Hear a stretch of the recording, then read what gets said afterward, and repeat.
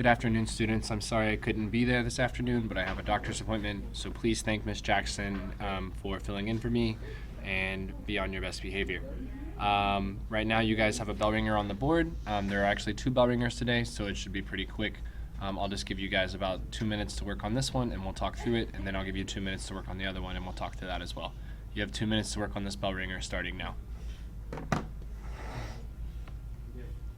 Just keep going. Also, if you hear anything during this time, just ignore the seniors who are working on their paper, or should be.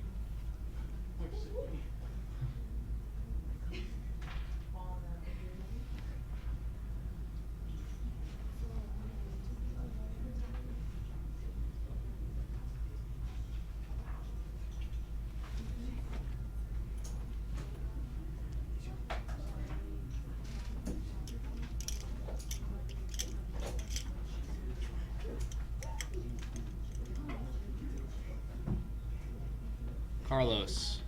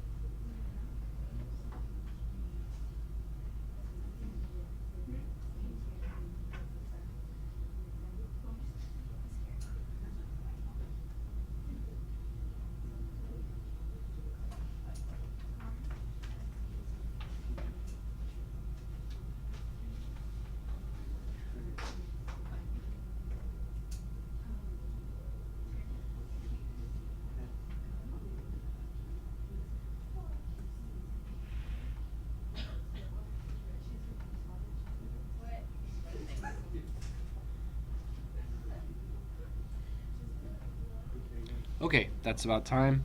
So if we're looking at this problem, you can see there's an atomic symbol there, a complete symbol. The first thing you need to decide is how many protons there are. Remember, the bottom number is the atomic number, which is the same as the number of protons. So that's how we got 20. And using that, we can eliminate answer choice E. So now we're looking at 4 answer choices. At the top, you have the mass number, which is protons plus neutrons. So that's how we're going to find our neutrons. We already said we had 20 protons, so now we're going to add 22 neutrons to give us a total mass number of 42. So now we can eliminate answer choices A and B because they don't have the correct number of neutrons, and then we're left picking between C and D. Now we have to look at the charge. Remember, the charge dictates whether there's more protons or electrons. In this case, it's a positive charge, meaning you should have 2 more protons than electrons. And so the only answer choice that has 2 more protons than electrons is answer choice C. So hopefully that's where you ended up. Here's the second bell ringer. I'll give you guys about 2 more minutes to work on this one. It's about naming. Remember to write your charges if necessary for ionic compounds. Okay, 2 minutes starting now. Go.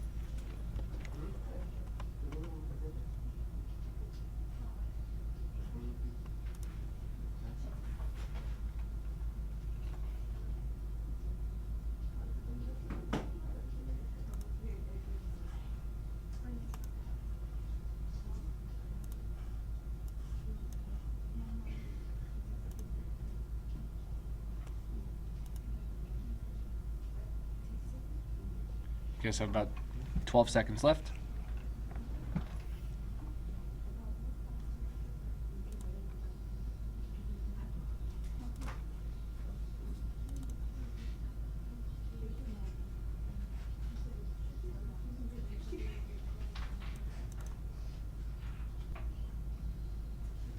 Okay, that's time. Let's take a look at each of these. Remember, you should write the ions to help you keep it straight in your head. So the first one is magnesium chloride. So when you write the ions, magnesium has a charge of +2 and chlorine -1. It takes 2 chlorines to cancel out of magnesium, so that should give you MgCl2. For the second one, you have dichlorine monoxide. So in this case, the charges don't really matter as much. All that really matters is that the prefixes. So the prefix di for 2 and mono for 1. Iron 3 nitrate, so you have a charge of iron of +3. We get that from the Roman numeral listed there. And nitrate, which is a polyatomic ion, has a charge of -1. Remember, ignore the subscript 3. Don't try to confuse that as the charge. That is not the charge. So when it takes 3 nitrates to cancel out an iron, so that's going to give you have to put the nitrate in parentheses and put a 3 on the outside to represent that. Okay. Sulfuric acid, remember the acid rule, atic-itis? So if the acid ends in ic, that means the polyatomic ion must end in ate. All acids start with H, so this is sulfate because this is sulfuric acid, so that means this has to be sulfate. It takes 2 hydrogens to cancel out a sulfate to give you H2SO4. Calcium oxide, calcium is +2, oxygen's -2, so they should cancel out CaO. So some of us might be a little rusty. Hopefully this helped you remember a little bit.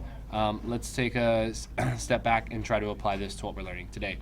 I'll give you 30 seconds, put away your bell ringer, and get out your packet, turn to page 19. Go.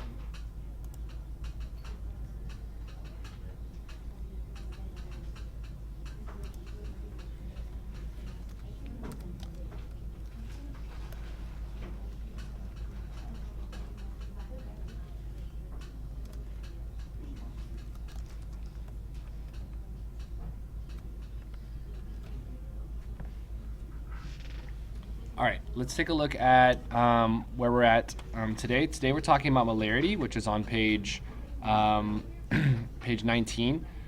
So molarity is pretty simple. Well, hold on. Before we get into that, let's talk about today's lesson. Today you'll be taking some notes, then you'll get some practice time, and then you'll take a quick exit ticket. And then for homework, you're going to choose either Tier 1 on page 21 or Tier 2 on page 22. So you have an option on your homework this evening. First, before we dive too much into molarity, I want to talk about dilute solutions and concentrate solutions. So on page 19, you have a little space to write down these definitions. It's pretty straightforward, as long as you remember dilution is like watering something down. So to dilute means to add more solvent without adding more solute. Since water is the most common solvent, I like to think of it as like watering down. So like if you were to water down a Gatorade, it wouldn't taste as sweet because you would have more solvent than solute. To concentrate a solution, it's the opposite. You would add more solute without adding more solvent. So if you're adding more sugar than is necessary to a tea that's already sweetened, that would be like concentrating a solution further. That's probably enough time for you guys to finish writing that down. All right, looking at the definition of molarity, it's just a unit of concentration, so it's a way that we measure the amount of solute over the total amount of the solution. So you can see the formula is moles of solute over liters of solution, or moles over liters. You don't have to write down the definition because you have the formula in your chart there, and we're just going to reference the formula as we talk through what we're learning today. The first example, I kind of made a mistake in your handout. I need you to flip to page 20. Okay, now that we're on page 20, we're going to do these 3 problems as examples, and then we're going to use the other 3 example problems on page 19 during practice time. So the first problem, you can see here we have sodium hydroxide. It's used in drain cleaners, and then we need to figure out the molarity of the solution that contains 5 moles of sodium hydroxide in 2 liters of solution. So this is about as easy as molarity problems get. Molarity equals moles over liters, so you're just going to take the 5 moles given in the question and put it over the 2 liters given in the question, which gives you a molarity of 2.5. Okay, so that's about as easy as a molarity question gets. Hopefully you guys have written this down, and we're going to go on to the second example problem. In example problem number 2, it's not as straightforward. They don't give us moles and they don't give us liters right away, so that we have to do 2 things if we want to use the molarity equation, which is moles over liters. We have to convert 24.5 grams of phosphoric acid into moles, and then we're going to have to convert 150 milliliters into liters. So in order to find moles, we have to use our good friend stoichiometry. So we have 24.5 grams of phosphoric acid. Then we're going to multiply by a fraction. On the bottom, we're going to put grams. On the top, we're going to put moles. And then you're going to have 98 grams of phosphoric acid on the bottom over 1 mole. Remember, wherever I got this number, it's the molar mass of phosphoric acid. So the atomic mass of 3 hydrogens plus a phosphorus plus 4 oxygens gives me 98. So our total number of moles here is going to be 0.25 moles of phosphoric acid. So now that we have the moles, we have to find the liters before we plug into the molarity equation. So now we have to find liters. So we have 1,000 milliliters in 1 liter. You have 150 milliliters. So 150 milliliters multiplied by a fraction, 1,000 milliliters on the bottom, 1 liter on the top, and that's going to give you 0.15 liters. Now that you have moles, now that you have liters, you're going to plug it into the molarity equation at the top of the page. Molarity equals 0.25 moles over 0.15 liters, which gives you a molarity of 1.7 molar. So in like a sentence, you would say the solution is 1.7 molar, or has a molarity of 1.7. It's kind of awkward grammatically, but that is the proper way to say it. All right. Let's dive into this last example before I let you guys have a little bit of work time.